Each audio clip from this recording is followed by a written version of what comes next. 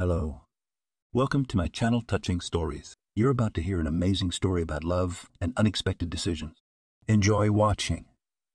Dina often thought that her future was predetermined in advance. Some people are given everything by fate, although they seem to do nothing special for it. And others struggle like a fish against the ice all their lives, and small, hard-won successes are replaced by a series of failures, disappointments, and sometimes even real disasters. Dina's family lived in the village.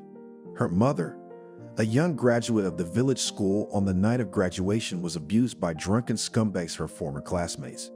Anna was the prettiest girl in the school. For the festive evening, she was made a lush blue dress. In the morning, it was left in rags, and Anna wanted to kill herself. The first person to see her was the principal, Victor. He stayed at the school until the last. A solemn dinner for the boys was served in the canteen. Then there were, of course, dances. At the end, all went to meet the dawn, and only then Victor parted with the graduates. It was like a sign that they were already adults and did not need supervision. And the headmaster walked around the empty school, turned off the lights, and went home. He lived quite far from the school, at the other end of the village. He had a car, but he didn't use it very often, unless he needed to go to town. But the bicycle became a faithful friend, because Victor was still young. He had recently turned 30, and now he was pedaling, enjoying the morning coolness, admiring the early dawn. He was already not far from his home when he heard in a small forest, "Damn this American maple tree," growing into a real jungle, heard a quiet and bitter cry. A thin voice was crying, either a child or a girl. Victor jumped off his bike, realizing at once that there was trouble. Two bitter sobs came to him, and yet he hadn't expected this. Anna was sitting on the grass with her arms around her knees in a tattered dress. Her hair was disheveled, her face dirty and bloody, her nose broken. Anechka was shaking, and never before had Victor heard such desperate, hopeless crying. The principal sat down next to the graduate. No one would ever know what they had whispered about at that dawn hour. It was only in the morning that the three scoundrels met in the latrine. Alexander, an alcoholic, lived on the edge of the village. He was about 50 years old, and he was called the paratrooper in the village, because when he got drunk, he told everyone that he had once served in the airborne troops, and he was almost sent to Afghanistan, where he would undoubtedly show everyone. And when saying goodbye, Alexander would raise his palm to his temple and say, "I have the honor." So Alexander lived in the middle of nowhere in a hut, and in the cesspool, up to their necks in filth, sat sober guys. On the edge of the pit stood Alexander and Victor. Alexander had a rifle because, among other things, he was an avid hunter. And from time to time he pointed the barrels at one of the guys and commanded, "Dive, I shoot." And indeed, he fired his double-barreled shotgun just over the heads, and to stay alive, you had to dive into the slop. When this trio had already lost their human appearance, Victor ordered, "Go home. Pack your things and get out of the village. Forever." In a good way, it would have been necessary to call the police, to start an investigation, to have expert examinations, and a trial, and a term. But Anna begged not to make the case public. She prayed to God that no one would know what had happened to her to avoid shame. So the two men went on a lynching spree. The rapists were never seen in the village again, but somehow the village found out what had happened. Alexander swore it wasn't him who blabbed it. He wouldn't have told anyone even if he was drunk. Most likely, the boys shared it with their relatives before they left. On the one hand, their relatives should have been grateful that the punishment was limited to only a shameful bath in filth. And that the punishment had been fair, too, no one could deny. Anna had always been characterized by modesty. No one would dare to say that she was to blame for what had happened. On the other hand, the parents of the boys definitely lost their sons forever. After all, it was impossible for them to return. Victor warned that in this case, prison would be inevitable. But even though the scumbags had been punished, Anna still didn't want to live. Her faith in people, in her future, everything was trampled, and then the villagers had to aghast. Victor married his former student. It all happened so quickly. He proposed, she agreed. Instead of a wedding, they just signed in the registry office. No parties, no guests. And it also happened that Anna got pregnant almost immediately and gave birth to a daughter prematurely. Dina went to her father. It was visible to the naked eye. Strangers noticed how she resembled Victor, but the villagers believed that the girl was the daughter of one of those guys who had raped her mother. Anna asked her husband to make an examination, but he refused flatly. "I do not want to go on the silly women to prove something to them," he said. "Besides, even if you reproduce the certificate that I am the father of Dina in 100 copies and hang in every house on the wall, people will talk their way. That's the way they like it. Just ignore it. Get over it." Victor did what he could for his young wife. Under his supervision, Anna graduated from the pedagogical college by correspondence, began to work at school as a teacher of primary grades, and they had a nice house, and in the garden they both liked to work. And on a long teacher's vacation, they went to the sea with their little daughter. And no one said anything to them in the eyes of either Anna or Victor. In front of them, all pretended that they had long forgotten this story. But when Dina started to grow up, she realized that people remember everything. A friend told her about what happened to her mother. For Dina, it was a great shock, but the sensitive girl understood her mother better not to question, not to cause her additional pain. Dina also noticed that parents forbid their children to be friends with her. She is fattened. Bad heredity. The director is bringing up someone else's child. The girl will grow up like her real father, drinking and walking, she heard behind her back. And although Victor loved his daughter, but it could not overshadow the unfriendly alienation of others. By the time Dina had finished school, her family had 2 more sons, and no one had any doubts about them. And Dina realized now that she was back on her feet, she had to leave. Her mother was like a stone wall behind her father, and she herself had no place in this village, where every family's ancestry was known to the 10th knee. Here, neither to study, nor to marry, nor to live. Nothing is possible. And after the graduation party, Dina packed up and left for the city. Parents found it natural to study further, but the girl hid her plans from them. Institute is, of course, wonderful, but she wanted to get on her feet as soon as possible. So she took a hairdressing course, and at the same time she found a job in the park riding horses for children. The girl who grew up in the countryside knew how to take care of horses, to put babies on them, to lead them under the reins in a circle. She knew how to take care of horses. She was not afraid of them, and she was taken to this place without a second thought. They paid a little, but her parents sent her enough to rent a room and live very frugally. In her dreams, she had already planned her life. She would finish the courses and get a job in a salon. Surely, the earnings will be higher there. First of all, Dinah'll get her hand in, as they say. Secondly, if she saved every penny, she would be able to buy everything she needed to open her own hairdressing salon. Then Dinah planned to go to the district center. There it will be possible to rent premises inexpensively. Masters barbers in the area is in short supply. The work will always be.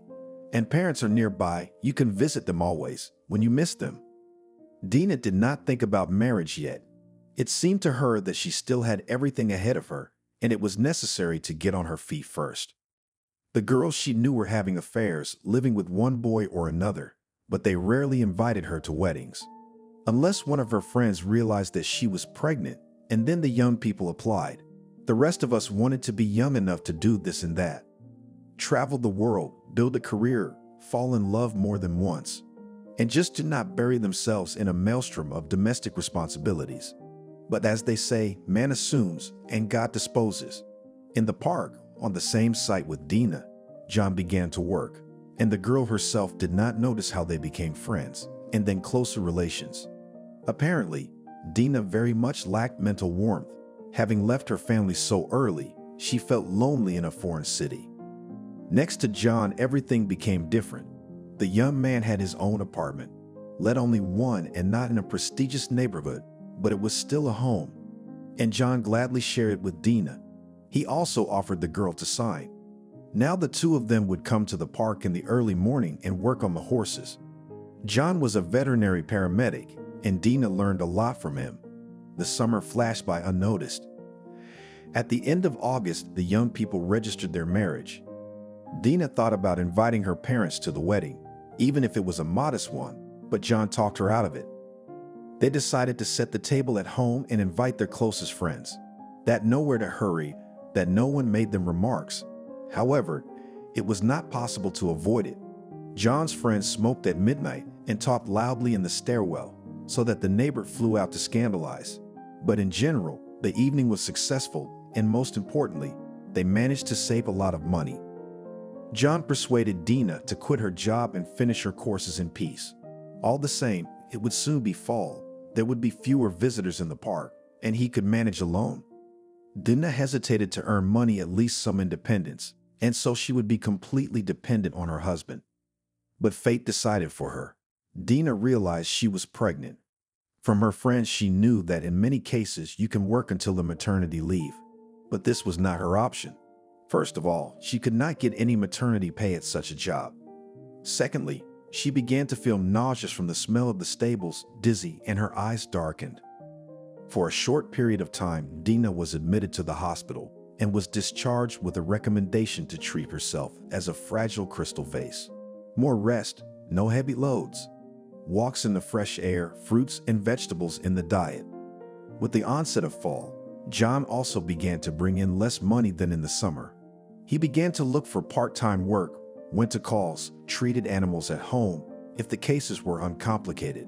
And with Dina, he began to quarrel. When John returned, he'd stop at the store for groceries. He liked to save money, and he was a virtuoso at it.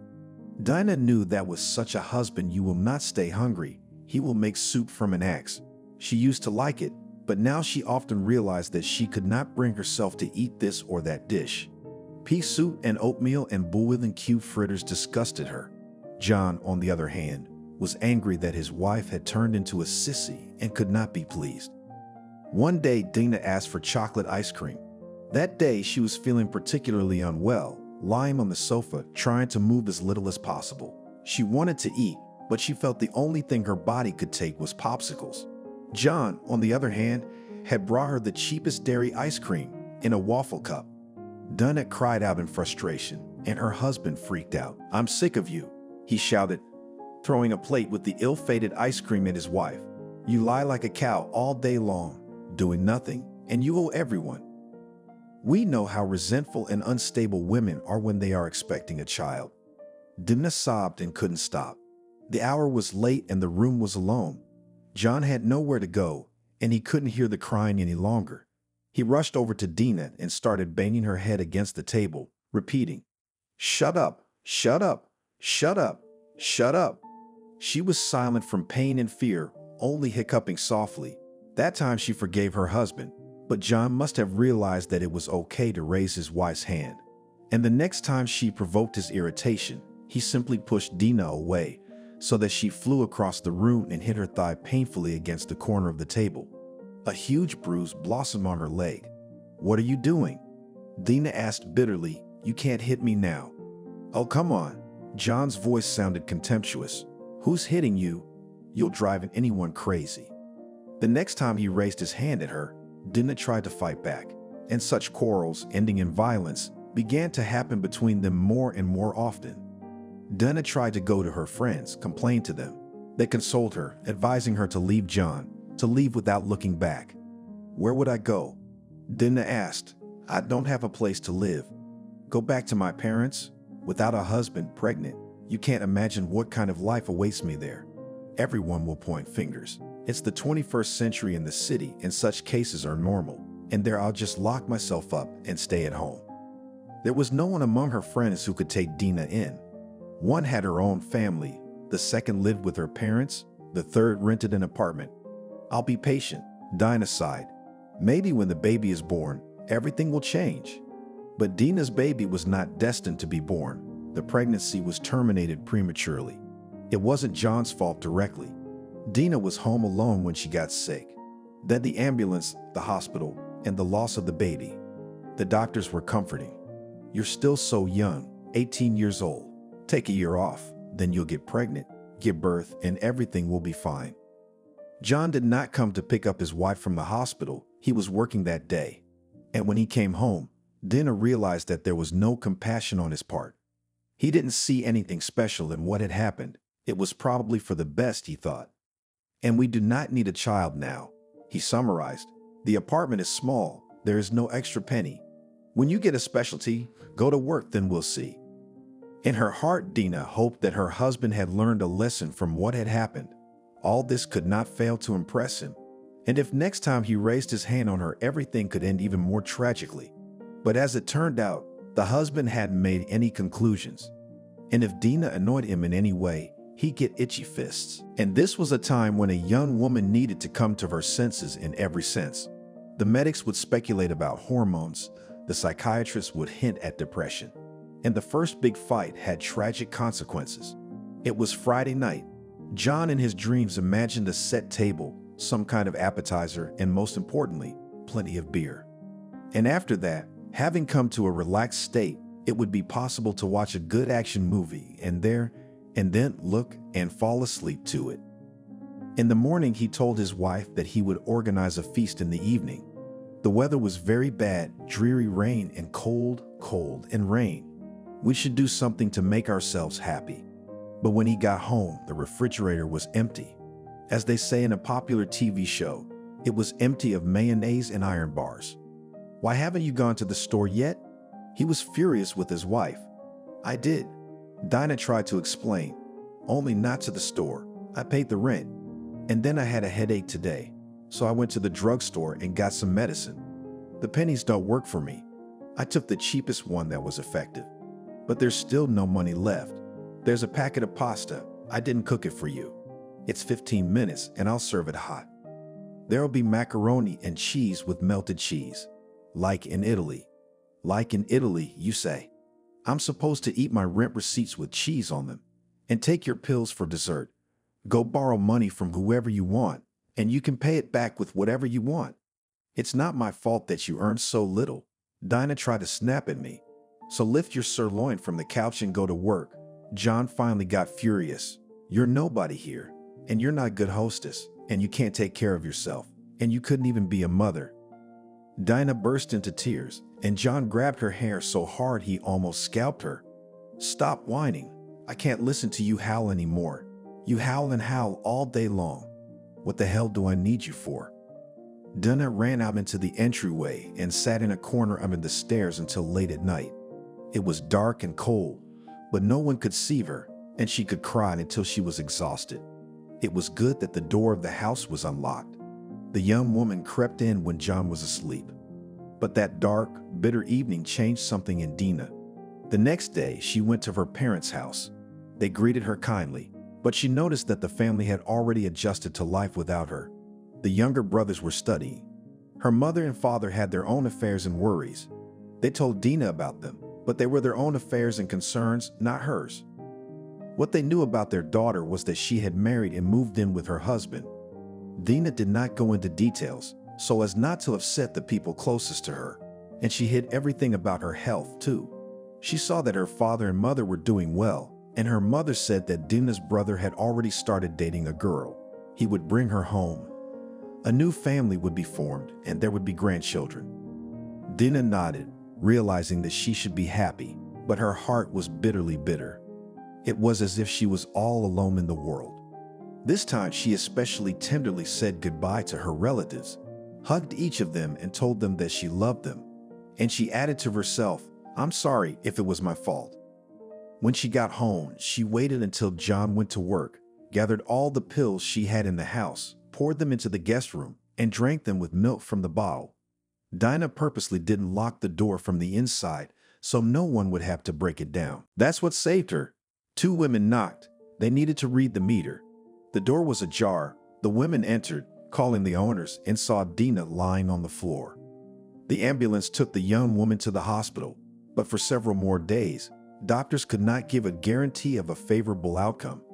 The risk was too great that Dina, even if she survived, would never fully recover. This time John was really scared, maybe not so much for his wife, but for himself if he was blamed for her death. He called Dina's parents, and the first thing the young woman saw when she came to her senses was her father and mother crying. The father looked very old, and the mother felt immensely guilty. Anna did not leave her daughter at first because Dina felt very bad. She was covered with hallucinations as soon as she took her head off the pillow, began to dizzy, and so that the young woman covered with attacks of nausea. Dina forgot many words and could hardly remember them. Sometimes she replaced some words with other words that did not fit the meaning at all. And many everyday skills were erased from her memory.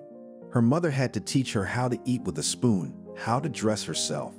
Trying to give her daughter back some mental strength, her mother told her about the path she herself had traveled.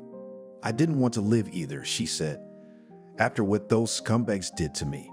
And if it hadn't been for your father, who knows if I would be alive now or if I would have killed myself. Mom, can't you tell me the truth? Not for other people, not for Dad, just for me. I need to know, is Daddy he really my father? Tell me the truth." I didn't doubt it for a second. Anna answered firmly, "I would be afraid to go to any expertise.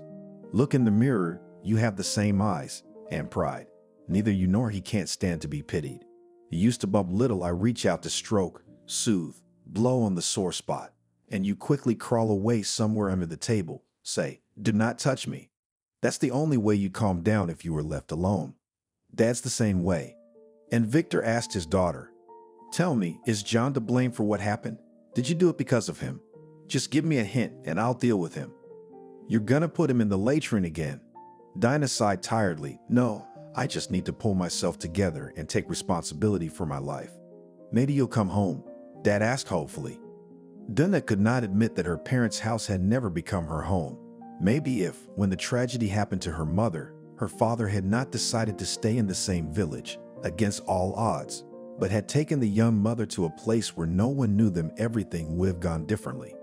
But her mother had already got used to the rumors and gossip, or maybe they had died down with time. Anyway, she was happy with her fate. Dina, on the other hand, realized that she had to start all over again. Fortunately, the head doctor called somewhere, and Dina, after discharge, was taken for another month in the psychoneurological dispensary. She liked it there. In the hospital, the nurses told her off, as if she was the only one to blame for everything. But here, where the same sorrowful souls like Dina gathered, it was impossible. Dinah came here in the early morning. It was cold and freezing outside, but here it was warm and calm, as if in a kindergarten. The patients were given breakfast, which necessarily included some kind of sweets, chocolate-covered cookies, marshmallows. One could pour hot water from the cooler and make tea. Then the women gathered in the recreation room. There were a lot of live plants in tubs, palm trees in tubs, windowsills filled with flowers, green branches hanging along the walls from elegant catchpots. Here even equipped a mini zoo corner, mysteriously glowing blue crystal aquarium, chirping, and trills of canaries. All this was relaxing and soothing. The nurse invited the patients for injections. Having received their share of antidepressants, some women were going home to their husbands and children. Others went to their rooms to rest. Dina almost always used this right and stayed in the dispensary until the medical staff went home. The head doctor talked to her and found that Dina had good prospects for a full recovery. "How are you progressing in your course of study?" he asked. "I've neglected everything," she said with a guilty smile. "You understand. Marriage, failed pregnancy, then all this." The doctor looked at her without judgment, but with sympathy.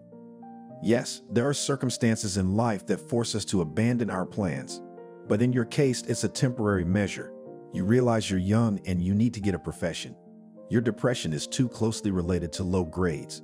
You subconsciously realize that you deserve better treatment from your husband, a better life than the one you are living now. But at the same time, your mind says no specialty, no income, so you have to put up with what she is now.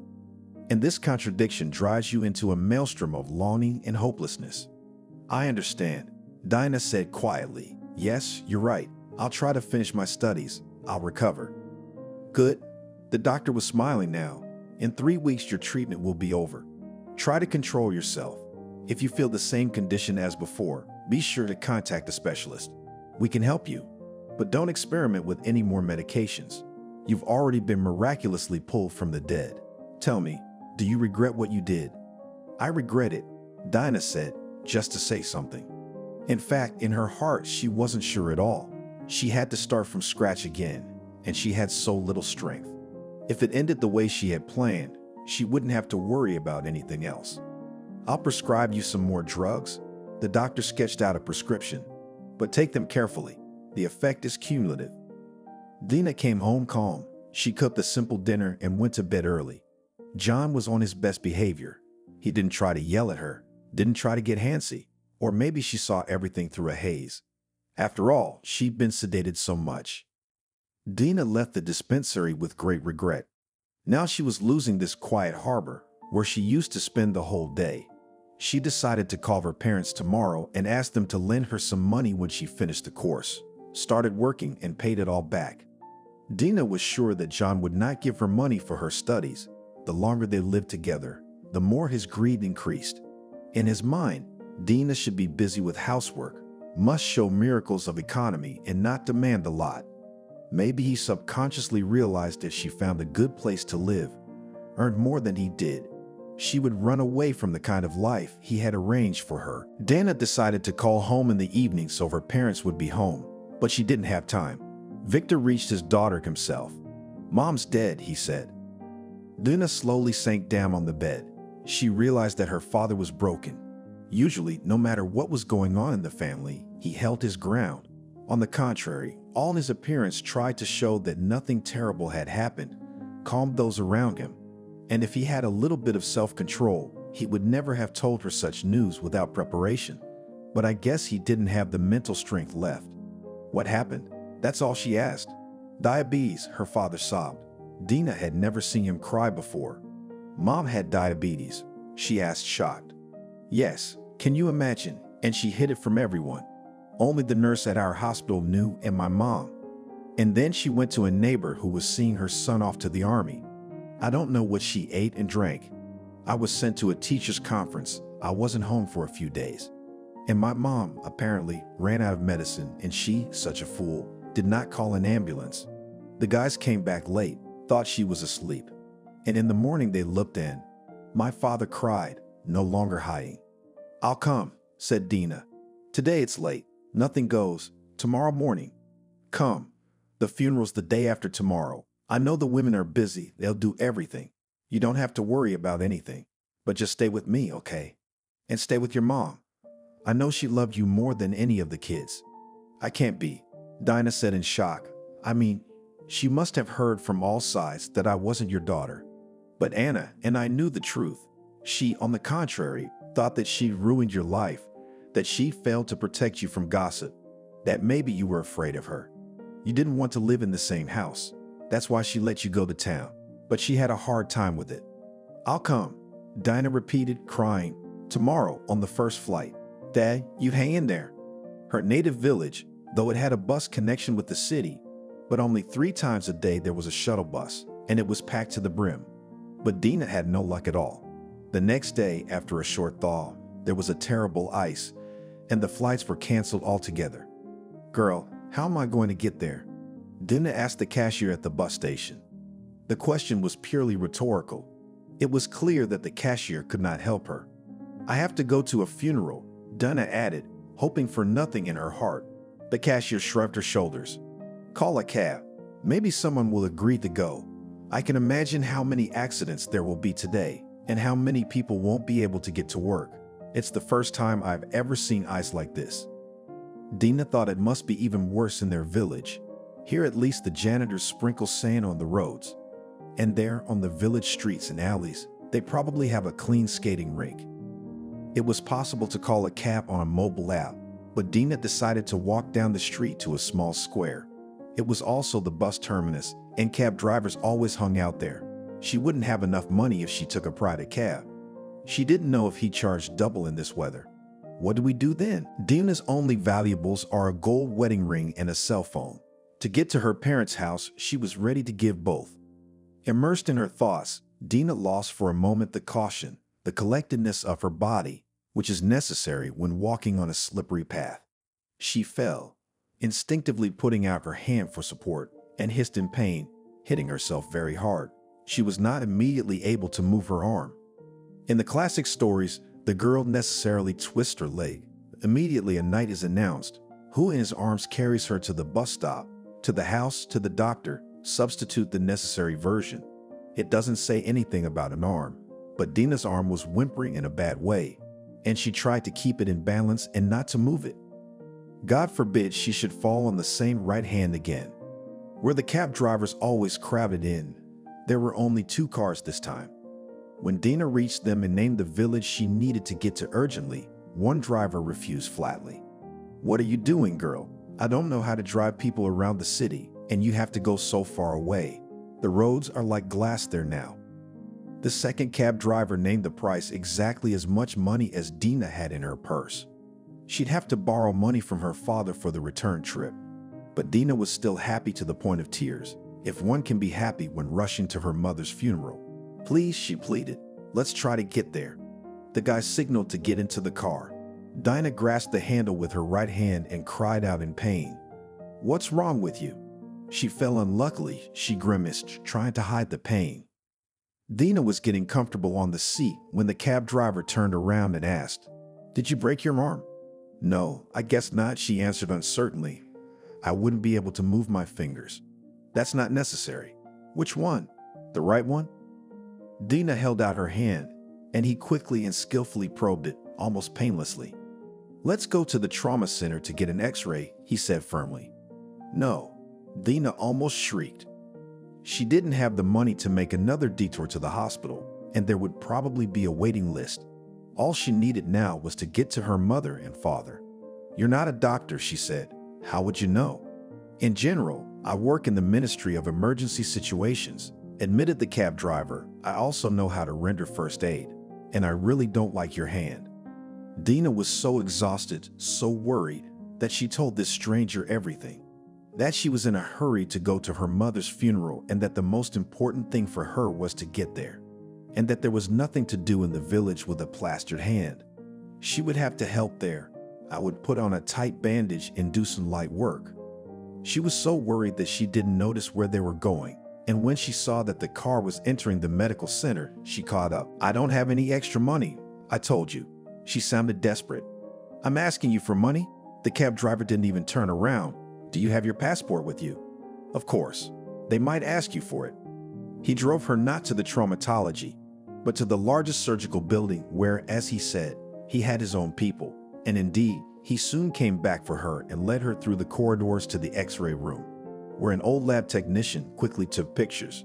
She asked Dina for her passport and policy. The latter, of course, was not with her. Dina's companion took the still wet scans and quickly walked down the corridor. He came back about 10 minutes later. "3 doctors told me that there is a fracture," he said. "Now they will put a cast on your..." "Don't. I know where I'm going. There's so much to do." "A leg brace?" "No." "Bandage?" "All right. Don't mind. Jacob will do it now." Half an hour later, the car was once more carefully making its way through the icy streets, and Dina's companion Nikita was talking. "Just be careful with this hand, at least a month, until the bones do not start to stick together. Thanks to you, they discreetly switched to you, and for the painkiller shot you asked for me, thank you. Put something cold on it at night." The pain subsided, the car was warm, and Dina didn't notice how she dozed off. It was as if her mental and physical sufferings had let her go for a short time. Lucy sang softly, something about paradise, and Dina slept so soundly, and with such vivid dreams as in her childhood. She woke up when Anthony gently tapped her on the shoulder. The car was parked at the entrance to her village. "Where to next?" "Oh," Dina perked up, brushed back her disheveled hair. "To the end of this street, and then I'll show you." She saw from afar that the gate of her house was open and people were coming out. Until then, she hadn't fully believed her mom was gone. But now she realized that everything her father had said was true. There was the coffin lid, leaning against the wall. Dina cried. "Thank you so much." She unzipped her purse, took out her wallet, scooped all the money out of it.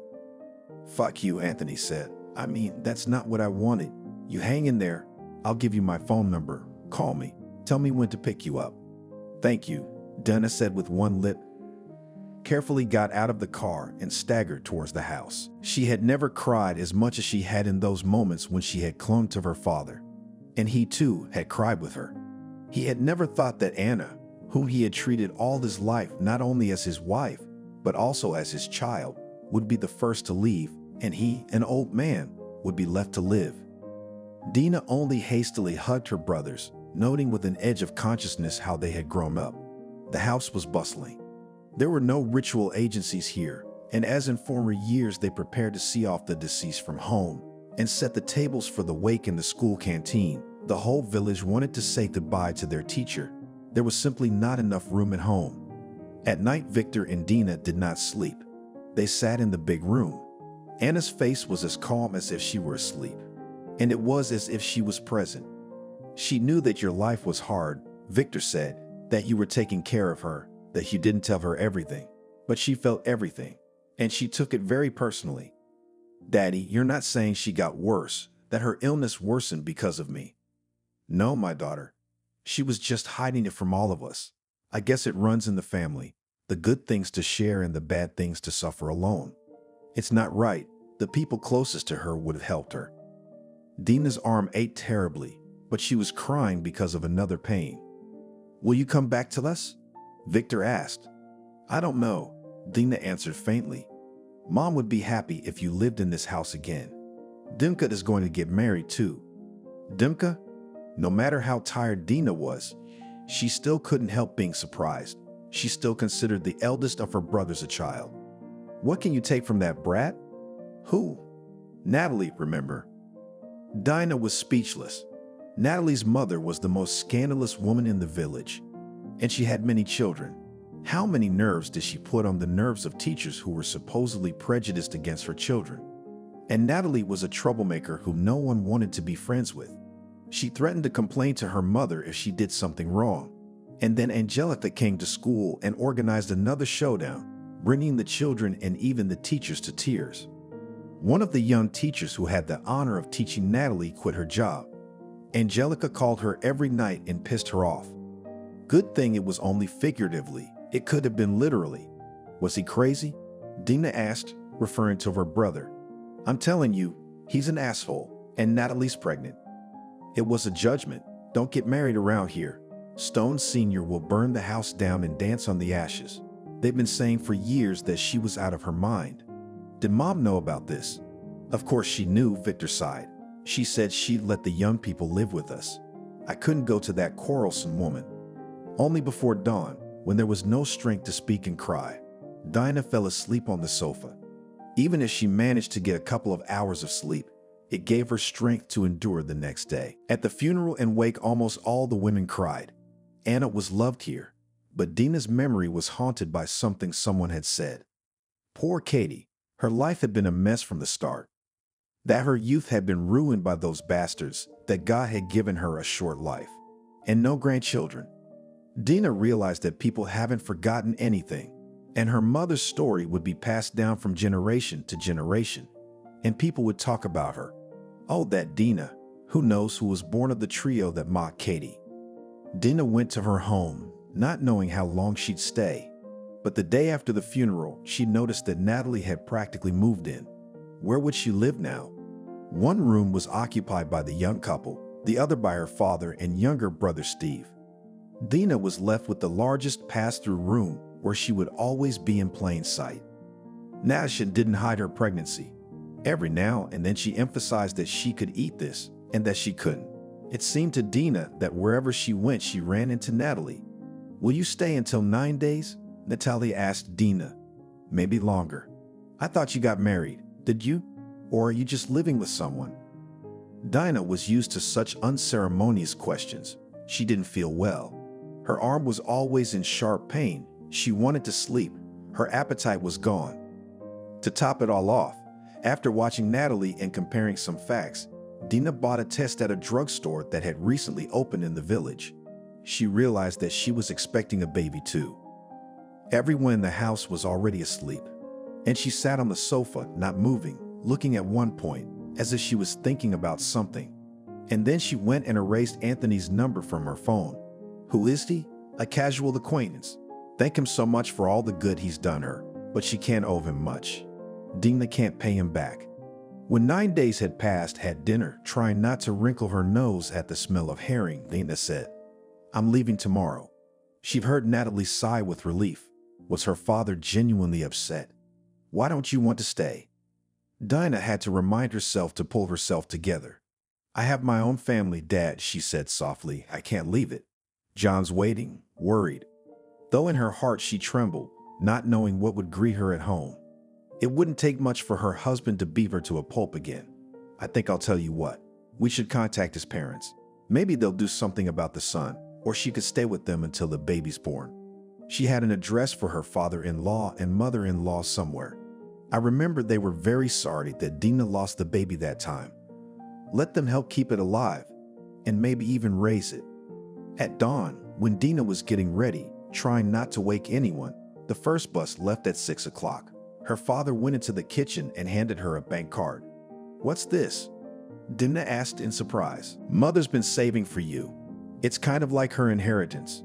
No one but me and her knew about the money. You see how it's all working out. I know you. You're not gonna get a penny out of it. Well, at least don't give it up. Take it, Dina, and it'll be easier for Mom where she is now."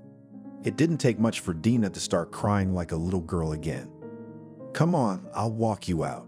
Her father picked up her bag. "God knows when I'll see you now, and if I'll see you at all." When Dina returned to her husband, it became obvious that the tragic event in the family had left a big imprint on her. She became very silent and quiet. She used her mother's money to finish a hairdressing course and put the rest of the money into an account. Earlier, when her husband attacked her, she tried to defend herself, to fight back, but now she avoided any confrontation. She did not talk to John herself, only answered his questions. Trying to gain experience, wrote an ad that the novice master goes to pensioners at home, cuts and does styling for free. She began to have her own clientele. At home, Dinah moved like a shadow. Sometimes John even forgot about her presence. He would look, and his wife was at home sitting in a corner sewing something. But the young woman couldn't help thinking about what would happen when the baby was born. She remembered how noisy and restless her younger brothers had been as babies. John would freak out if the baby didn't let him sleep. With the rest of the money she had, she could rent an apartment and live, but Dina had a reason for not touching that amount. Her pregnancy was going smoothly, as the doctor had said, and John was behaving more or less normally, except for the occasional push aside if she was in his way, or the occasional slap on the wrist as if in jest. Dina mentioned this to one of her clients, an old woman from the third floor, Aunt Anna, and suddenly she heard it from her. A woman who allows to raise her hand should be beaten 3 times a day, in the morning, at lunch, and in the evening, to make her realize that such an attitude cannot be tolerated. When the deadline approached, Dina asked the doctor to put her in the hospital in advance, and he agreed. It was just a vacation to spend time with the girls in the ward, to listen to their stories, napping whenever she wanted and eating 3 meals a day. 3 days after Dina was admitted to the hospital, son Mickey was born, and if earlier John didn't visit his wife, saying that he didn't have time, the doctors were there, they would do everything that was necessary.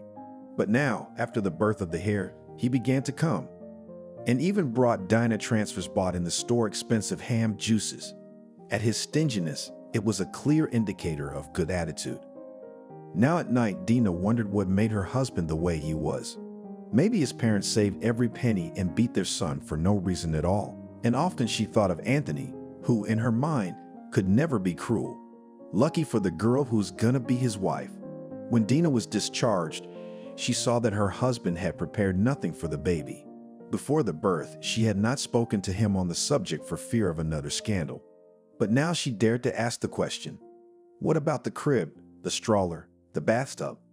She listed the essentials, fearing that any increase in expenses would cause an explosion of anger. But John was unexpectedly peaceful. He slapped his palm on his forehead. "Though, it slipped my mind. Let's go, let's buy. But what about, who will we leave him for?" Dinah nodded at Mickey, who was still lying on the sofa. "You're right. All right, write me a list of things to take." The rest of the day passed quietly. John brought a crib and a bathtub, and he said that a friend had promised to give him a stroller, which was almost new in their family. Dina made dinner, and she even had a thought that it might be possible to rebuild the family again like this, brick by brick. It was the kind of peaceful evenings that would make a life. But at night, Mickey began to cry and could not calm down. Dina carried him in her arms. She was still very weak after childbirth, and she was desperate for sleep. But she could see that her husband was not happy. demonstrably turning from side to side, trying to cover his head with a pillow. Listen, go somewhere with him, finally. John couldn't stand it. Dina looked around confused, where to go in a one-room apartment. Even if they hid in the bathroom or kitchen, the baby's cries would be audible. Go to the stairwell. It's cold there. Dina couldn't stand it, and the neighbors will start jumping out, asking what's wrong. Do you care if the neighbors get a good night's sleep, or do I? I have to work tomorrow, by the way. His yelling is giving me a headache. I'll be on my feet all day tomorrow, too. Dina tried to talk some sense into her husband. It's a time like this, you have to be patient for a few weeks, then the little one will sleep better. A few weeks? John's eyes widened. What do you mean, a few weeks? Me coming to work like a zombie? You're home when you want to go to bed. I doubt I'll be able to lie down tomorrow, and babysitting all day is hard work too. Oh, don't give me that. I have a responsibility to people. Don't compare. Then Mickey, sensing the tension in the air, shouted particularly loudly, and John shrieked. Shut him up, or I'll shut him up myself. Dina had an all too good idea of what might come next. She instantly wrapped the baby in a blanket and sprinted out onto the stairs, forgetting to dress herself. The young woman was well aware that the baby's crying would wake the tenants, so she went downstairs and walked for about an hour in the yard until the baby fell asleep. She froze herself, but it was more frightening to go up to the apartment. It wasn't until the middle of the night that she gently put Mickey in his crib. John had long since fallen asleep. Dina lay on the edge of the couch, but she couldn't sleep. What's to be done? She thought with despair. It will only get worse from here. A couple of days later, the father-in-law and mother-in-law came to see their grandson. They were simple country people. Dina felt that they treated her well, and they liked the baby very much. Matey, Aunt Matey, sighed, rocking Mickey. It's a pity we'll go away and not see him grow up. And let us stay with you for a while, Dina begged. The son is too small, interferes with John's sleep. He gets angry. The mother-in-law looked at John. It's normal for a baby to cry. He'll stop crying. He cries half the night, John said glumly. I'm already walking around like a zombie. Aunt Luba's voice was strangely reproachful. Your wife has spoiled you. It's Dina who has a hard time with you, not the other way around. Try to please her. Come with us, my daughter. It's true we don't have special conditions, but we raised our own, and we'll raise yours somehow. Uncle Stepan nodded in agreement. When they began to pack for the road, Dina quickly packed her few things. Don't take too much from here, Uncle Stepan advised. I'll make Mickey a snake, and he didn't fail. The old people's house was small, but they welcomed Dina warmly. They gave her the bigger room, the brighter one with the windows facing the street. On the same day, they hung a snake in the corner, and Dina had only to rock her son. Whether it was the fresh country air or the fact that his mother stopped being nervous, the baby began to cry much less. However, life was not easy for Dina. She grew up in a house where there were conveniences, but here there was no need to think about it. Water in the column on the street, you have to heat the stove to run to the small wooden box. The bathhouse was heated once a week, and if it was necessary to wash during a break, a basin and a ladle would help. Firewood was also saved, and in the mornings the hut was not just fresh, but even cold. Dina took Mickey to bed with her, afraid that he might not freeze. John, who had seldom come to see his old folks before, did not come more often now that his wife and son lived here. He was taking a vacation from us, Dina joked, but there was bitterness in her tone. But she didn't want to go back to her husband either. Month after month passed, and she still lived in that little house. There was bad news from her family. Her father had had a stroke. The loss of his wife had not been in vain. Doctors reassured that with good care, Victor would live and maybe even recover. But will there be good care? Dinka married Natasha. She gave birth to a daughter, and now they all lived in their parents' house. Not only that, but Natasha's scandalous mother, Angelica, moved here too, allegedly to take care of the sick, but Dina strongly doubted that was the case. Stone's house was just the same as Aunt Luba's, and the woman wanted to move to better conditions and feel like a mistress. Dina's younger brother could not stand such a neighborhood, and having finished the 9th grade, left school and entered an agricultural college with a dormitory. Dina realized that she could not live in the same house with Natasha and her mother. By nature, she was not capable of scandals, but these two women would give her a paradise life. They don't care why Dina and John live apart. Rumors will spread throughout the village that poor Anna's daughter has gone down a bad path and had a child by God knows who, the apple of the tree, and so on and so forth. Sometimes it's the smallest thing that can bring you out of your daze. One morning, Dina was cleaning the house. She was wiping the mirror, and suddenly she looked at herself with strange eyes. Painfully thin, cheeks sunken, hair hanging in icicles, a dirty stain on her cheek. The day before, the electricity had been cut off in the village, which often happened, and we had to cook not on the electric stove, but in the oven. And my head hadn't been washed for a week. The clothes are old, worn out. It's a pitiful sight. If I live like this, I'll soon get to the point where they'll start giving me change near the church, Dinah thought in despair. But soon anger joined the despair. She had to do something to fight it. She called a girl she'd been friends with before. "Len, help me out. Can't you find me a cheaper place to rent? And yes, Mickey might need a nanny for a few hours a day." To her surprise, her friend was able to arrange both. The very next day, she told her that her neighbor downstairs worked in the north and would be happy to have the apartment looked after and pay the rent. Angelica was also reassuring about the nanny. She has an acquaintance, Alexander, who will not refuse to help. The girl is very short-sighted. After school, she couldn't go anywhere, or rather she started and dropped out. She is just looking for such a job as a nanny, and it's cheap. Well, dead or gone, thought Dina. It's scary to go into an unknown voyage, but only in the swamp to drown even scarier. She bade her father-in-law and mother-in-law a very warm farewell. They sheltered her in such a difficult time, were shy for her and her grandson's sake, shared everything they had. Thanks to this respite, Dinah came to her senses, and now she has the strength to move on. She owed them a great debt of gratitude and would try to repay them someday. Dina felt an unusual sense of lightness as she closed the door of the city apartment behind her. It was all up to her now, and it was much easier to rely on someone who was not trustworthy. She hadn't informed John of her arrival. The next day, she called the city's hairdressing salons and wrote down a few addresses and was invited for an interview. Dina was afraid she wouldn't get hired anywhere, but she was wrong. She was offered two options. One was closer to home, but the other had a higher salary.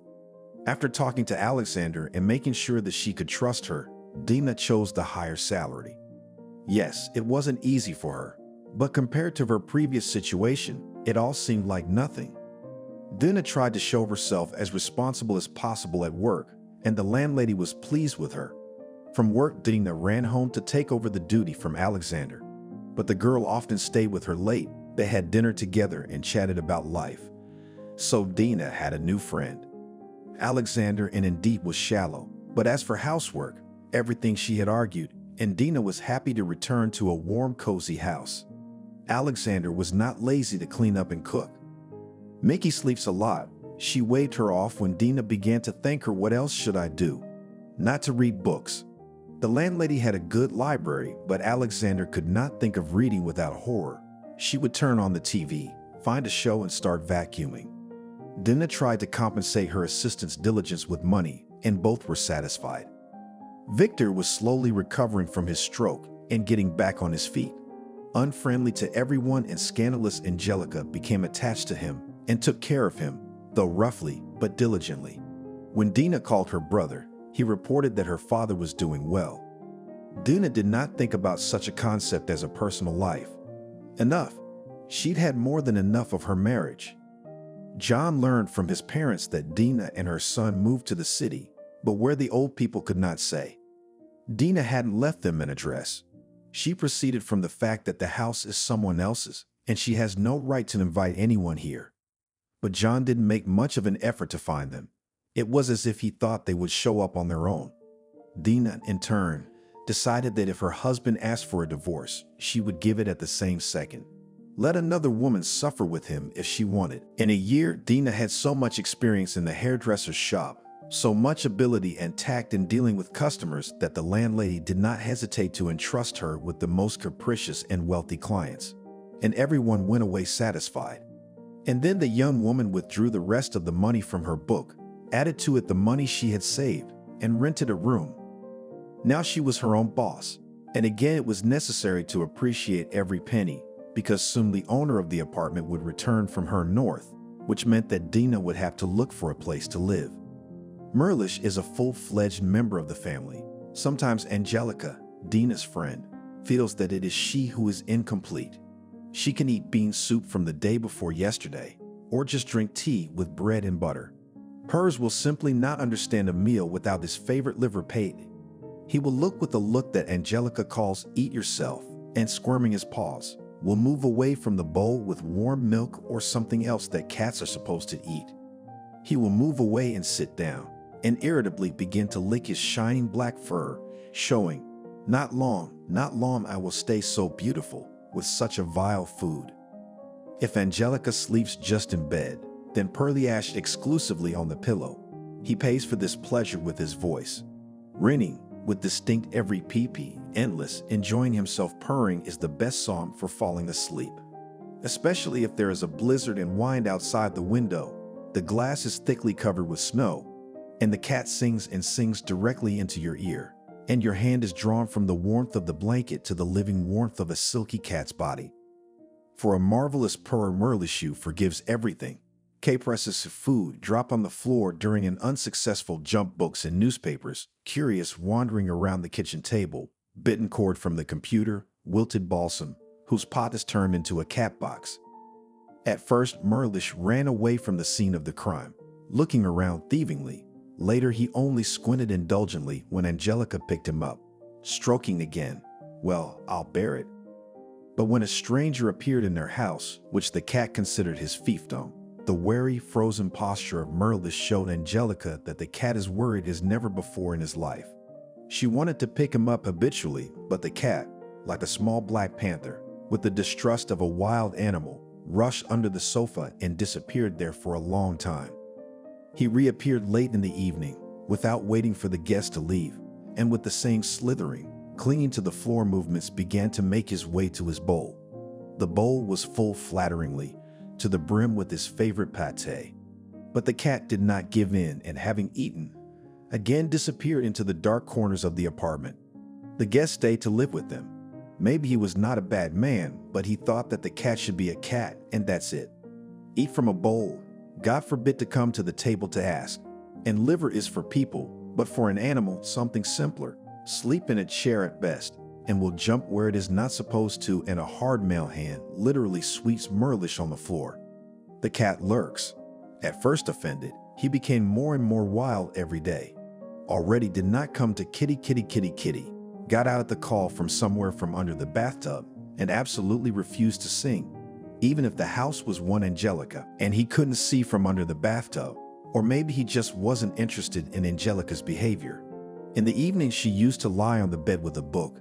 Now she sits in the kitchen and in the room when new man is watching TV. Angelica puts food in 2 bowls, takes it to the man, puts it on the floor for the cat, and sits on the stool again. She stares at the book and stares. He comes back to the room very late before he and the cat had their 7th dream at this time. And now at this time the man only turns off the TV. One day there was a noise at home. Yes, such a noise that Merliash thought it was the beginning of the repair. It's a terrible thing. God forbid any cat should have to endure it.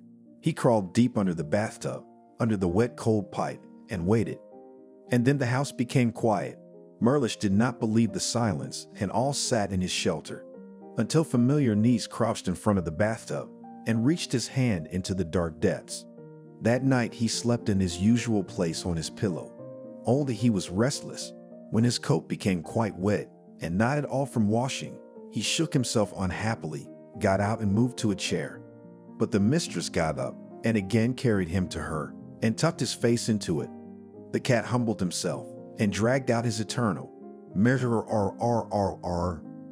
For a while, engrossed in his novel, Angelica withdrew from Dina. But when after a grandiose scandal, she parted with the boyfriend, she reached for her friend. In Angelica's horoscope, obviously, from above there was such a given. If usually her life flowed smoothly, then on holidays invariably happened some kind of nasty thing. This time it was the flu. Actually, maybe she hadn't gotten sick if she hadn't gone shopping for a present for Dina. The store was jammed. I barely managed to squeeze through the crowd, hold out my hand with the money, and crawl back with an acrobatic trick, clutching my change, purse, and a box with a crystal writing instrument to my chest. The troika must have been gone for an hour. When the bus finally arrived and the crowd rushed to take it by storm, Angelica realized that she had to walk, so she walked straight along the road. She wanted to hiss like a cat that had been pissed off. Damn this 8th of March. It's like a litmus test. If on this day a woman buys flowers herself, on her even hang a sign, lonely, which in our country, unlike the enlightened West, is equivalent to unhappy. Therefore, all women's novels and colorful covers about how this is such a nobody needs gray mouse suddenly falls directly on the head of a beautiful prince. There's no such thing in real life. In life, there are 4 unmarried ladies per 1 bachelor of 40 years old. Brakes squealed under her ear, and Angelica, rushing to the right, fell into the wet snow on her knees. It was a poem about how she got to a drier place, took off and shook out the snowy mush from her boots, and then walked home. The next day, she woke up and immediately realized the temperature was high. It's cold under the blanket. Her throat burned as if sandpaper had been driven over it. Her nose swelled in two. It's what will? Angelica looked up at him with watery eyes she could barely stand. The man took her under his elbow and led her outside. Do you have vodka at home? He asked. She immediately imagined an alcoholic who had decided to make a profit at her expense. True, he didn't look like an alcoholic, but who knows? Maybe I have a husband at home? He chuckled. You don't go to drugstores in such a state when you have a husband. The circumstances became clearer only when they went up to her room, and he first of all began to pour almost boiling water into the bathtub. And then he poured in a packet of salt. I've flown to the north before. Frosts of -50 are the norm there, and if someone fell down, we treated them this way. Put your feet here, and tell me where the alcohol is, and the raspberries. Such a potion made Angelique as wet as a mouse. She lay in bed, wrapped in a blanket, and felt the sickness recede. She was terribly sleepy. She woke up when it was getting dark. It was snowing outside the window, and Angelica did not understand whether it was morning or evening, or what time of year it was. She thought it was winter. Large white flakes flickered in the gap between the curtains. Then she smelled a bitter odor. It was related to one thing. Once upon a time at school, the boys had thrown together and bought a sprig of mimosa for the 8th of March for all the girls in the class. She pulled herself up. There was a mimosa next to her hand, still clutching her handkerchief, and from the kitchen smelled like freshly brewed coffee. Now in the mornings, when Dina was getting ready for work, she saw a different person in the mirror. There was nothing left of the intimidated, harassed young woman who belonged in some asylum for the poor. She still spent money on herself sparingly, but she looked quite dignified. Dina's usual clothes were jeans and a light sweater. Her hair was cut short, and for some unknown reason, it began to curl slightly.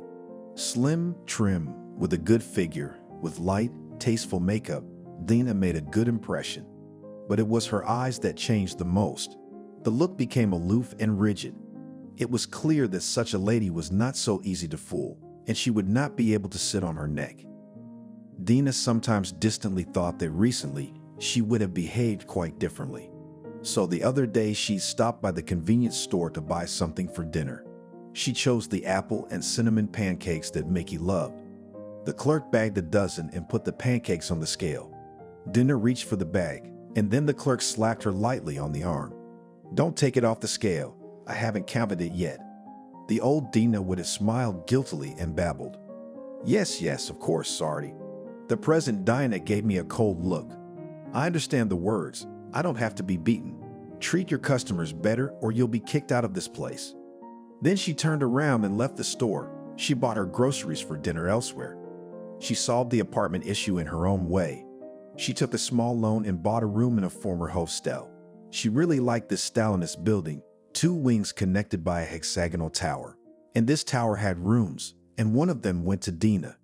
The previous owner loved his dwelling and made it a mini apartment with a tiny kitchen and a bathroom. It was Dina and Mickey's first place of their own, and they both loved it. So many windows. The sun went from one to the other during the day. And Mickey, who didn't like the dark, was provided with a lighthouse until evening. Dina paid off the loan in 2 years, and then she started to think about selling the room, taking another loan and buying a 1-room apartment or even a 2-room apartment. But she hesitated. She really liked this house in the center of the city and the top floor of the tower above only the sky. And her hairdressing salon, on the contrary, was in the basement. But Dina had arranged it so that it was unusually warm and cozy. The ladies waited their turn on a soft sofa covered with artificial fur, admired a large, beautiful aquarium, leafed through magazines, and drank coffee. But even more often they chatted. Everyone easily found a common language with Dina, and the small basement soon turned into a real women's club. Dina became a real stylist.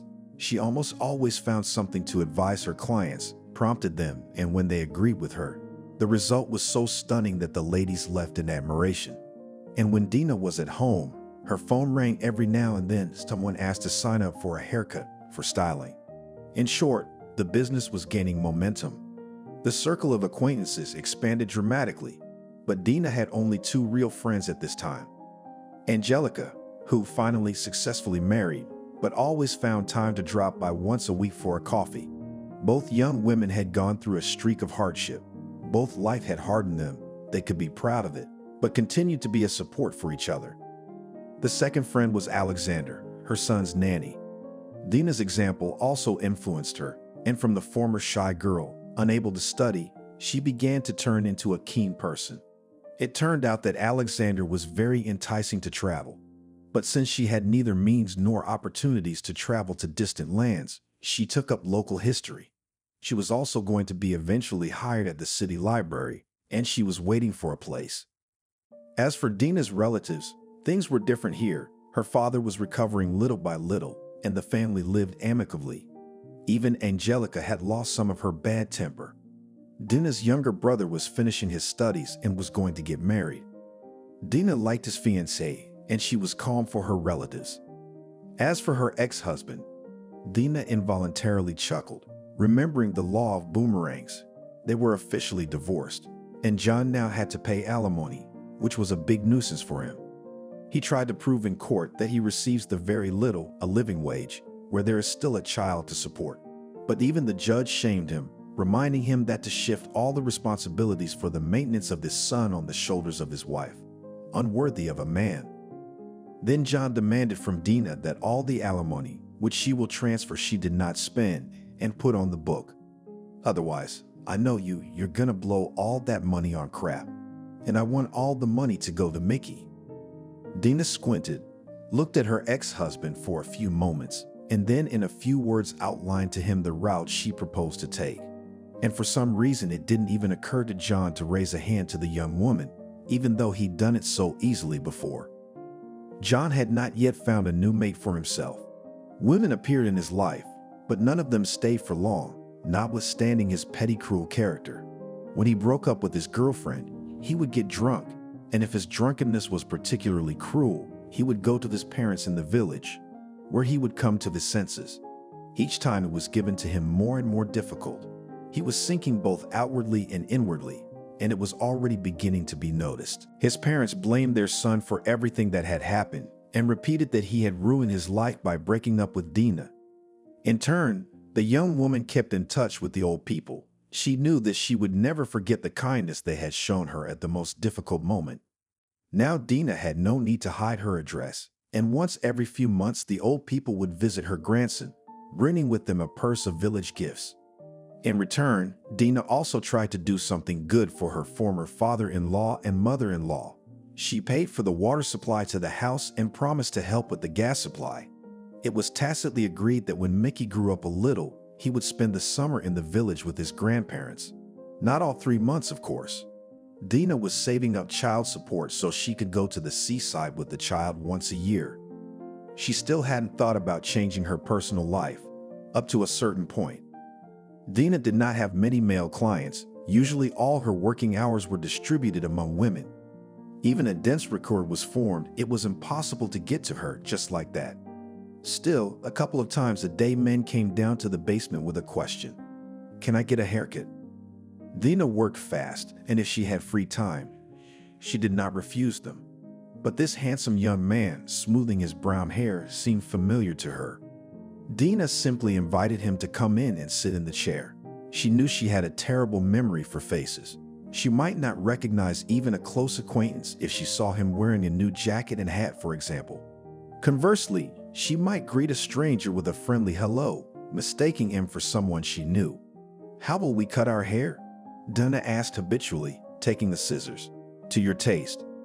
Such an answer was not uncommon, and the young woman only nodded.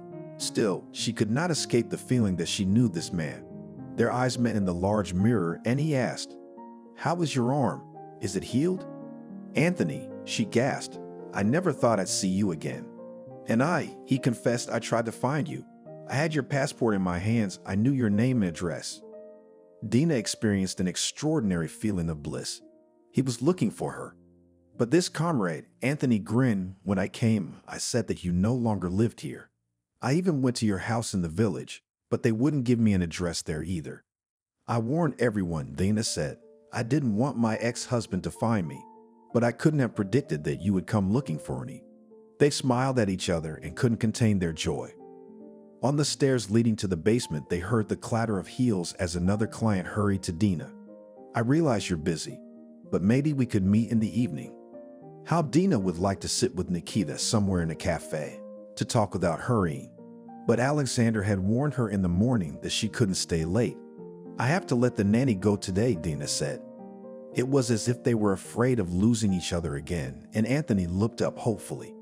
But you can walk me home, she said. Come back at 7 o'clock tonight. We'll talk on the way. In the life of Alexander Nanny, who Dina hired for her son, and who over the years has become not only an assistant, but also a close friend too, there were changes.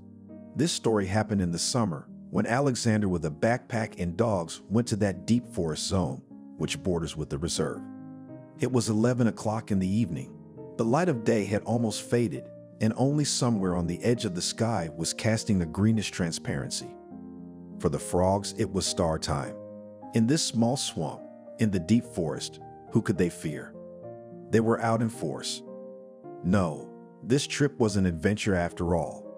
Alexander lay on her stomach in her small, fully prepared for the night tent, flipped through books by the light of the lantern, and as hard as she could inspire herself with the feeling of, and we have grass.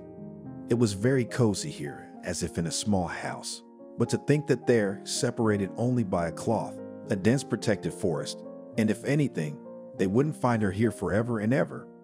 The most sensible thing to do was to rely on the dogs. The dogs were quiet. They were dozing at the entrance to the tent. The German shepherd stretched carelessly on his side, which meant that he did not smell any danger at all, and the alibi lay regal and motionless, like a lion guarding the Alupkin palace. Beck and Can were a reliable defense. It is, of course, good to bring what has been started to the end, thought Alexander. But was it really necessary to come here? Alexander was a passionate person. You can't do much on vacation if you want to. Familiar people were already habitually going abroad, expanding their routes every year. Are you going to Egypt again? And we, with a gasp, in Paris. And we're going to Thailand. We want to have new impressions. Alexander has already realized that you can get new impressions anywhere. For example, during last year's accident, which lasted for a week, and the apartments was like on the street, -20. Warming stiffened fingers at the open oven door, she felt like a resident of the besieged city. Traveling with a tent, even simple weekend getaways, was a thrill too. Right now, they'd often traveled with her friend Angelica and stayed on the banks of the Volga, and everywhere there is close to housing.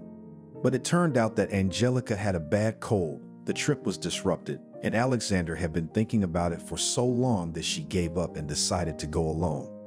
Having become a local historian, she knew a lot about her native places, and a stone with a shell imprint found on the shore reminded her that the ocean had once splashed here. Abandoned villages, temples of the past centuries, now beginning to revive, places favored by artists, from where magnificent panoramas of the Volga opened up, mountains, caves, about which legends are made. But she was especially attracted by what she had read about, but had not yet seen for herself. So she learned about this place in the heart of the local mountains, where everything is covered with some mysticism. There was talk of a biological defense. Nature kept its secrets from man. Even harmless birds behaved like predators. It was said that the face of the mistress of the mountains had been seen here. Alexander sipped hot tea from her mug. But isn't man part of nature? Why should it be necessary to fight with people like her, whose weapons are a penknife and a small hatchet for chopping dried wood? A sudden movement where the dogs lay made Alexander flinch. Bam became alert, obviously sensing something in the distance. A moment later, the white hand came up. What had alarmed them so obviously? Alexander didn't know what she should do, whether to hug the dogs, hold them close to her so she felt safer, or walk out of the tent with them, try to understand why the dogs seemed increasingly agitated. Theoretically, there were wolves here, but not many, and they always shunned humans. There hadn't been a single attack in years, especially in the summer, when the beast was fed. But I guess no fools came here alone. Hand's a wolfhound by nature. Maybe he can handle it. And Bam's got a lot of strength, too. The dogs were already whining and barking. No, sitting and waiting was even more frightening. Alexander took the lantern and lifted the tent flap. A small spot of light and a black, so hostile forest. And seemingly in the distance, a slightly audible crunch. Look for it, she waved her hand at Bam. The sheepdog darted into the thicket without a second thought, not hesitating in its direction, as if it were waiting there. Hannah Alexander grasped the collar, held it close to her. Hush, hush, she repeated, trying to hear what was happening out there in the distance. Bam barked. He found something. It certainly wasn't a wolf or another dangerous foe. The girl knew the nuances of her dog's barks. Something from a dog's point of view important, but not threatening. She put a leash on Hannah. Lead the way. The worst part would be getting ticks or falling in. Alexander tried to shine her light on the ground beneath her feet, but Han was dragging her, only the branches smacked her in the face. An excitedly waving tail sickled and barking now in two voices. Barking that made her ears pop. Alexander raised the flashlight higher and froze. In a small clearing, leaning against a pine tree, a man was She rushed to say it, as she always told those who had close encounters with her boys. But this time it was more likely to come out of inertia. The man responded. He gasped and spoke softly. Please, untie me, if you can, and leave soon. Well, he's tied up too. No, nothing good can come of this. Anything but an accident. Alexander fumbled in her jeans pocket for a penknife. It was a very small knife, good for cutting bread and sausage, not sawing rope. But if she did manage it, in case he did, I won't hurt you, the man said even more quietly. Don't be afraid. Alexander unfolded the knife and walked over. She was ashamed of her thoughts, but on the surface, and deep down, fear lived. He shifted heavily, revealing his back. His hands were tied behind his back, and tightened cruelly. The brushes were no longer a living color. This is not the way one binds to frighten. One binds without caring, because soon it will be just a body. What happened? Alexander asked. Why did you ask? You know less. He took a breath. I came to my friend's masterclass, to his students. So we're looking at an intelligent man. Martial arts, jigging. I gave a masterclass, watched the guys. Then the pause was longer. Speech was confused, as was breathing. We were sitting in a cafe in a hotel. Two guys got attached to us. We didn't want to get tied up for a long time. They started. Then we put them down. I don't know, boo. Maybe you're tough guys. At night in the room, I don't remember. I woke up in the car, hands tied. They brought me back, beat me up, and told me they'd give me 2 hours. Then they'd start the hunt. They said no one would find him here. Everything that could have happened next flashed before Alexander's mind in 1 minute. Of course, in his condition, he wouldn't get far. Hunting. With dogs. They'd kill him. Witnesses are impossible here. People only come here once every 3 years. Her tent's close by. They'll smell it. And of course, they won't let her live. Are your legs and ribs all right? The girl asked quickly, and grabbed his arm. Let's go. All bodily pains were to be put aside for later. We'll sort it out afterwards if we're alive. Home, she told the dogs to go home. She dragged him toward the tent, the dogs rushing ahead. He followed her hard, but he made it through the bushes, so he could walk after all. No, she'd probably drag him. There was some kind of alien strength in her now. Not hers, she was being carried. What time was that? 1:15. Alexander held the lantern in the same hand where the clock glinted. We still have 40 minutes. He tried to almost compel her with every syllable. No, leave me alone. Commissioner isn't going to work. They're gonna get both of them killed for the company. They're gonna get both of them. The tent. Alexander slipped inside, grabbed the nearly empty backpack. What's important now? An axe. Hey, there'd be time to wrap things up here, but there isn't. There's only one road. Through the woods, downhill, there's one place to hide. It's a long shot, but it's all we can think of. They'll find it right away. There's no path, only one direction down the mountainside. There's old pine. It's like soap. Maybe the man had diverged a little, but now they were running almost side by side. There's a ravine coming up. There are roots from under the ground. Grab onto them. Alexander recognized the place where she climbed in the morning. There is a pine tree. Some of the roots are uprooted, sticking out like spiders' legs. And there's a dark ravine, about 2 meters. You can only jump into it. The walls are almost sheer. But if you hold on to the roots, you can throw your body over. The dogs had no need. They went down and climbed up and were waiting for them on the other side. It was much brighter on the bank of the Volga, a clear moonlit night. And the surface of the water mirrored not black, but gray sky from the multitude of stars. Into the water. Alexander forced herself not to shout who knows where they are now, but her whisper sounded like a shout. All along the water, to make tracks? The dogs, of course, rushed after her. When there was something unusual, they always stayed close. And this one was not just unusual, it was formidable. It's time to look around for the enemy. Who to rip? What's the bottom here? There are pools and steep cliffs this way. And there's a current there. It takes months to find someone who's drowned, sometimes months later. They didn't feel the cold of the water. Alexander looked around the shore. Where is it? There's a rock protruding like a white horn and a birch above it. Over there. What's there? A cave. Hurry. When they found it with Angelica, it was unremarkable, just a hollow in the rock. It was uncomfortable to spend the night here, but it was cool during the day and they spent a few hours escaping the heat and marked the cave in their memory. Besides, the place was inconspicuous when viewed from the river. A horn-like rock obscured the entrance. Alexander wasn't expecting it, but the man, realizing where to go, climbed up first to pull her in by the hand. Time, 3:30. She didn't continue. It was clear enough. The hunt's already underway. Now we must make sure there's not a sound, so that the dogs would not find themselves barking at the sight of strangers. Silence, silence, almost with her lips repeated Alexander. The dogs were still lying quietly at her feet. They would probably reach the river. Only one thing, if they lost the trail there. Some more time passed. Only the rumor lived now. The splash of an occasional wave, the cry of a bird, and somewhere still very far away voices. The man quickly fumbled for his backpack and took out an axe. And with his free hand, he pushed Alexander further into the depths of the cave, pressed him to the ground. It won't help, she whispered about the axe. I'll stop one. How many are there? 4, he whispered. But if they come up, I'm that way you're here. No call out the bad, quiet. The distant splash of water, someone else's speech, silence. They heard nothing else. What if they went the other way? What if they burst out of the thicket right at the entrance to the cave?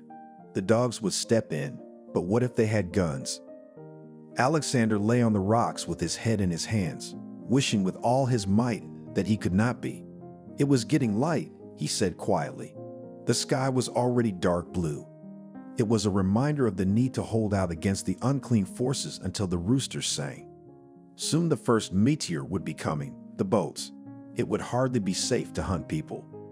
Khan crawled up, cuddled up against his warm side. This one, also sitting now, leaning against the rocks, did not look like a partisan lying down before a grenade throw. What's your name? Sam. What's yours? Alexander. The light was getting clearer. Alexander raised her head and found that she had dozed off. It probably didn't last long. It was light, but still early morning.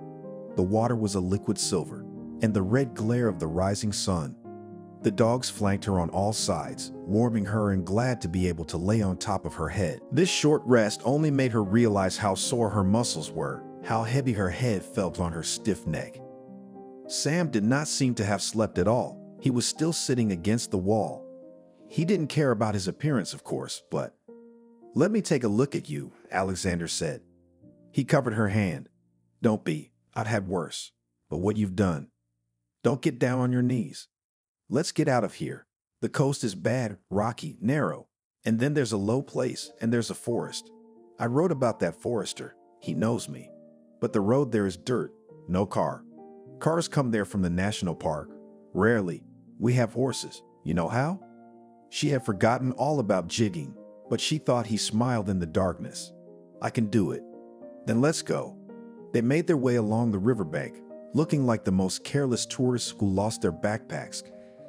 Got lost. Who'd been totally screwed over by this place. Anyway, Evan the forester was startled when the girl he knew well appeared in front of him, covered in mud, scratched, and disheveled.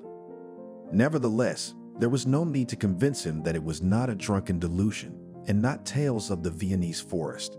Everything happens, and troublemakers, and drownings, and scumbags from abroad. He tried not to get involved with them. It's too expensive.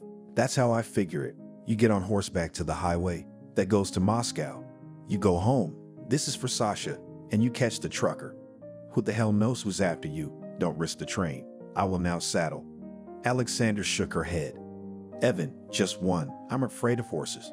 There's no way I'm going." "What are we gonna do with you?" "And then you'll radio for someone to come get me." "I'm in no hurry." Her fear of horses comes from a time immemorial.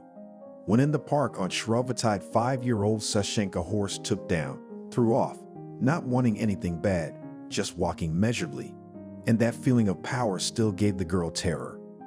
Sam took the bridle like something native, and without a foot in the stirrup, he was on the horse in one stride. Alexander, she even backed away. But with me, he bent over with a flexible, strong movement and held out his hands to her, palms up. "I won't go." "Oh, you are," said the forester angrily. "Your shaggy fools are even scarier. They have teeth. And the old horse has what to do with her. She won't drop her child." "Go on, I'll get out of here." "I'm not saying goodbye," Sam said. Alexander sat down on the grass, put her arms around her knees, and listened to the rapidly receding stomp of hoofs. The dry sounds resembled gunshots. She cried softly. "Tomorrow I'll write a letter to my mother. I'm living well until they shoot me. Would you like a thrill?" Can was sniffing the ground with keen interest. He must have smelled a mouse or a lizard. Alexander took a long time to recover from her adventure, but Sam found her. She went to see him in the capital, and now the relationship was growing stronger. Sam already missed her and called her to move soon. They were to be married in the fall. For Mickey's birthday, the young women decided to have a sort of celebration dinner. Alexander had organized the cleaning, although the small room was already clean. Angelica also came in advance with large packages. In addition to the gift for the birthday boy, there was something else for the festive table, because in the tiny kitchen, actually, a nook, separated by a closet, not much to turn around. But of course, the cake was already on the table. One of Dina's clients was a confectioner, as they say, from God, and now she had surpassed herself by preparing this work of confectionery art. A chocolate bear sat on the top, in the forest glade, and the little boy kept his admiring eyes on it. He knew that it was forbidden to touch the cake, but he could not move away from the table and silently contemplated his sweet treasure. Angelica was finishing hanging the balloons. "That our mom is delayed, right, Mickey?" she said, tying the biggest balloon in the shape of Cheburashka on a string.